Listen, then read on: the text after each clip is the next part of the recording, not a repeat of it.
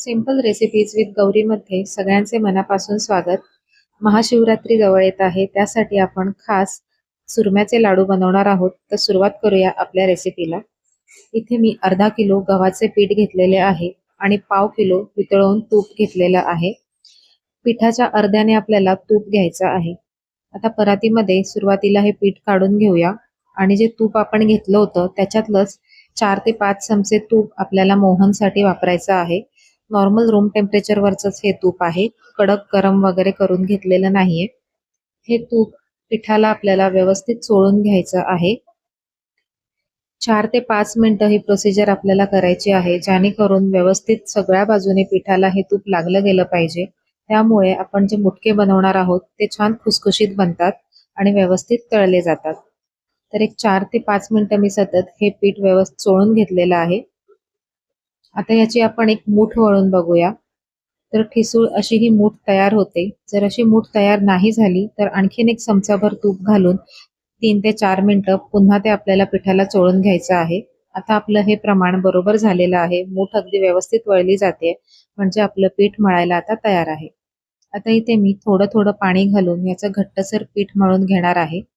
मी पाण्याचा वापर करत आहे. तुम्ही याच्याऐवजी दुधाचा वापर सुद्धा करू शकता. पण दुधाचा वापर केला तर ते लाडू लवकर संपवावे लागतात. अगदी 4 ते 5 दिवसातच ते लाडू संपवावे लागतात. पण पाण्याचा वापर करून जर तुम्ही हे चुरमा लाडू बनवले तर अगदी महिनाभर सुद्धा ते टिकतात. तर जसं पाणी लागणार आहे तसं थोडं थोडं पाणी घेऊन मी आपण जसं पुरीसाठी घट्ट पीठ मळतो तसं पीठ मळून घेणार आहे. तर इथे आता हे पीठ तुम्ही बघू शकताय, घट्टसर असं मळून झालेलं आहे. याचे आता आपल्याला गोळे करून घ्यायचे आहेत मुटके बनवण्यासाठी. मुटके सुद्धा आपल्याला खूप जास्त जाड किंवा मोठे बनवायचे नाहीयेत. छोटे छोटे पिठाचे गोळे घेऊन आपल्याला मुटके तयार करून घ्यायचे आहेत. तर तुम्ही बघू शकताय, आपल्या हाताची जी बोटं असतात ती पिठामध्ये घट्ट रोवून घ्यायची आहेत, म्हणजे त्याचा वळ पिठावरती उठला जातो. अशा प्रकारे हातात धरून आपल्याला बोटं जोरात त्या पिठावरती दाब द्यायचा आहे, म्हणजे हा मुटका तयार होतो. खूप जास्त जाड हा मुटका आपल्याला करायचा नाहीये, नाहीतर तळताना तो आतमधून कच्चा राहू शकतो. तर मुटके तळायच्या आधी मी इथे कोरडी खसखस भाजून घेत आहे. मीडियम फ्लेमवरती 1-2 मिनिटं ही खसखस आपल्याला भाजून घ्यायची आहे.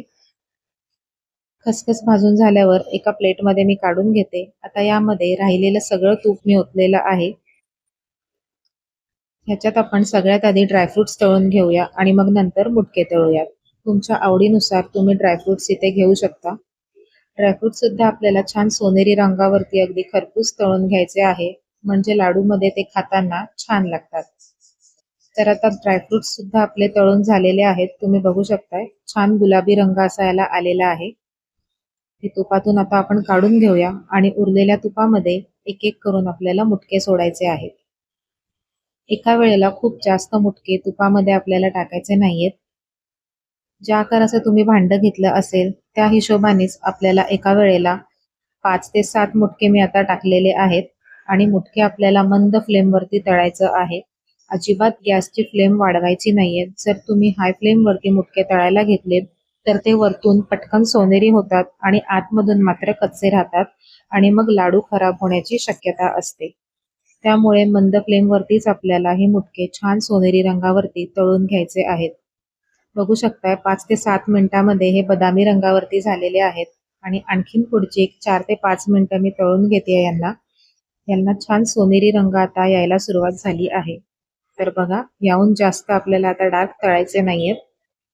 अशाच प्रकारे बाकीचे मुटके सुद्धा मी तळून घेणार आहे. याच्याहून जास्त डार्क रंग आपल्याला येऊन द्यायचा नाहीये.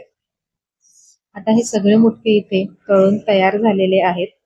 तुम्हाला तोडून सुद्धा दाखवते. छान असे खुसखुशीत तयार झालेले आहेत. आतमध्ये अजिबात कच्चे वगैरे दिसत नाहीयेत, कारण आपण हे मंद फ्लेमवरती तळलेले आहेत. आता मिक्सरचं एक भांडं घ्यायचं आहे आपल्याला आणि यामध्ये हे मुटके आपल्याला फिरवून घ्यायचे आहेत. तर मी इथे छोटं भांडं घेते, म्हणजे यामध्ये व्यवस्थित फिरवता येतात. एका वेळेला 5 ते 7 मुटकेच मी यात घालणार आहे, म्हणजे त्याची छान बारीक पूड अशी तयार होते. अगदी बारीक पावडर आपल्याला करायची नाहीये, थोडं दरदरीतच वाटायचं आहे. जर मोठं भांडं घेतलं तर त्यामध्ये तुकडे तुकडे जास्त राहतात आणि मग चाळावे लागतात ते. तर छोट्या भांड्यामध्ये एका वेळेला 5 ते 7 मुटके घेऊन असे छान आपल्याला बारीक दरदरीत फिरवून घ्यायचे आहेत. अशाच प्रकारे मी बाकीचे सुद्धा मुटके मिक्सरमधून फिरवून घेणार आहे. आता हे सगळ्या मुटक्यांची पावडर मी इथे करून घेतलेली आहे. तुम्ही बघू शकताय किती छान सुटसुटीत सुक्की अशी झालेली आहे. हे बघा, याला अजिबात चाळायची सुद्धा गरज लागणार नाहीये. आता आपण यामध्ये गुळाचा पाक घालणार आहोत. त्याच्यासाठी जेवढं गव्हाचं पीठ घेतलं होतं त्याच्या अर्ध्याने मी गूळ घेतलेला आहे बारीक करून. पण पाक यामध्ये घालायच्या आधी आपण जे तळून घेतलेले ड्रायफ्रुट्स आहेत ते यामध्ये टाकून घेऊयात. सोबतच खसखस आपण जी भाजली होती ती सुद्धा घालूयात आणि 1 चमचाभर वेलची पावडर आपल्याला यामध्ये घालायची आहे. हे सर्व मिश्रण आधी आपण मिक्स करून घेऊयात, म्हणजे पाक तयार झाल्यावरती आपली घाई होणार नाही. हे सुक्कं मिश्रण आधी आपल्याला रेडी ठेवायचं आहे आणि मग आपण पाक बनवायचा आहे. तर आता आपण पाक बनवून घेऊयात. मुटके तळून झाल्यानंतर जे तूप राहिलं होतं ते सगळ्या तुपामध्ये मी हा गूळ ओतून घेणार आहे आणि गूळ आपल्याला मीडियम गॅसच्या फ्लेमवरती छान वितळवून घ्यायचा आहे. पाक वगैरे करायचा नाहीये, फक्त या तुपामध्ये आपल्याला गूळ छान वितळवून घ्यायचा आहे.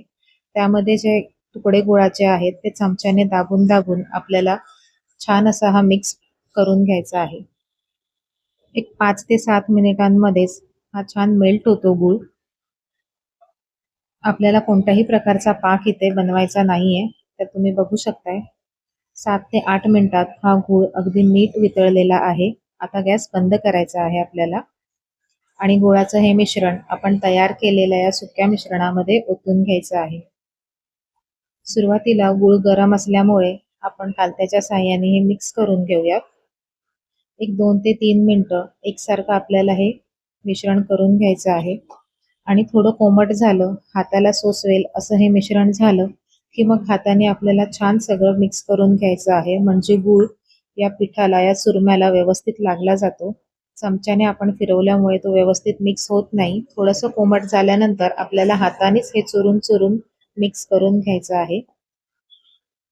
तर बघा 3 ते 4 मिनिटे हे सतत मी छान हलवून घेतलेलं आहे आणि आता आपलं हे मिश्रण लाडू वळायला तयार झालेलं आहे.